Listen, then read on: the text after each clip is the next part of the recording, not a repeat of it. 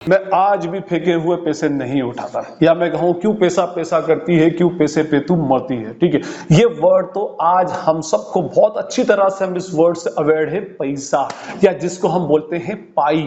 ठीक है, तो हमारा धेले के बाद जो उससे बड़ी यूनिट ऑफ करेंसी थी उस जमाने में, traditional currency, Indian currency system के अंदर, उसको बोला गया पाई या पैसा। पाई पाई को मोहताज हो गया इंसान, एक इंसान है जो पाई पाई को मोहताज हो गया।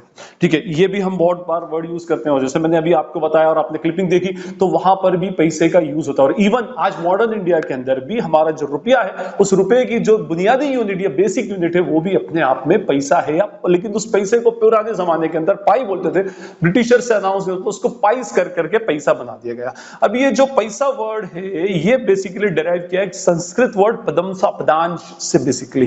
ठीक है, जिसका मीनिंग होता है फ्रैक्शन ऑफ रुपी, या जिसको बोले क्वार्टर बेस, 1/4 पार्ट। तो उससे ये पैसा वर्ड डिराइव किया गया, और उससे पाई या पैसा बेसिकली उस जमाने में बोलते थे। इसको भी मुगल पीरियड के अंदर ही स्टार्ट किया गया था। अगर हम बोले पैसे का पुराना नाम, ट्रेडिशनल नाम था, तो वो अपने आप में दाम था। दाम को ही फिर किसमें कन्वर्ट कर दिया गया, वर्ड पैसे के अंदर, और इसका कन्वर्जन यूनिट थी वो 40 दाम इज इक्वल्स टू 1 सिल्वर रुपया बेसिकली हुआ करता था। और उसके अलावा मैंने आपसे क्या कहा कि ये जो है धेले से बड़ा है। जैसा मैंने आपसे कहा कि ये धेले से बड़ी यूनिट है, तो 2 धेले मिलाकर के एक पैसा बनाया जाता था। ठीक है, क्योंकि मैंने आपसे बताया दमड़ी, 2 दमड़ी मिलाकर के एक धेला, और 2 धेले मिलाकर के एक पैसा या एक पाई। पाई पाई को मोहताज हो गया। ठीक है, पैसा पैसा।